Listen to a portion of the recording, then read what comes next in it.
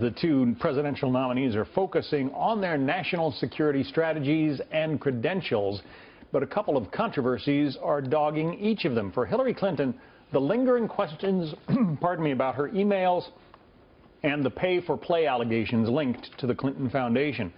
For Donald Trump, it is renewed scrutiny on a political donation that his foundation made to Florida's Attorney General as her office was looking into Trump University. Joining us now, Shelby Holliday, senior video editor covering politics for the Wall Street Journal, and Vince Colonese, executive editor at the Daily Caller. Welcome to both of you. Thank you. Shelby, you say that there are, both of these candidates have problems when it comes to their reliability, their trustworthiness, and the way they have behaved in the past. Yep. Do the Clinton Foundation and Trump University sort of balance each other out in that regard?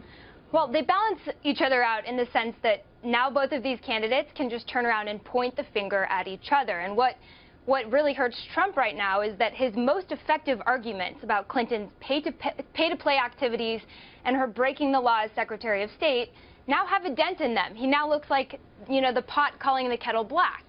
So, at the same time that Clinton has all of this trouble with her email server, with the FBI investigation, with pay-to-play allegations regarding the Clinton Foundation, Trump has to answer his questions about making donations to politicians.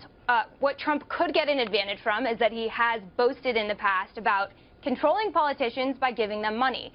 He's embraced this. His supporters actually sometimes think that's funny. Whereas Clinton has denied wrongdoing, has said that she didn't do anything wrong. And every time we learn something that sort of questions her trustworthiness, for example, the FBI statement on her email server, or these new emails that link the Clinton Foundation to the State Department, then her poll numbers go down, and so do her unfavorability numbers, or her favorability numbers.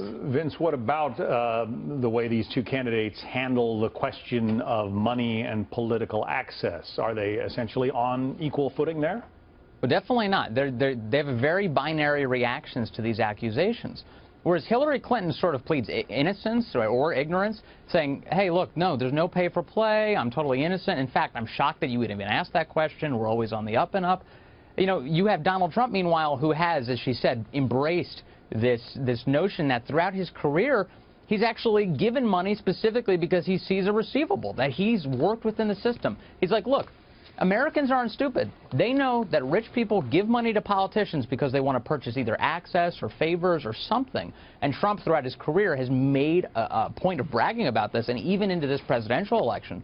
And it's one of these things almost like a reformed convict. He's like, look, I know the inside workings of the system. This guy now is going to the voters and saying, this is how it really is, and you all know it, so I'm not going to pretend like it's anything different, and I'm here to fix it. Now, whether or not he can do that remains to be seen, but it's two very different approaches. And one strikes people as much more honest and trustworthy than the other, where you just suggest, in Hillary's case, that, hey, there's nothing going on here.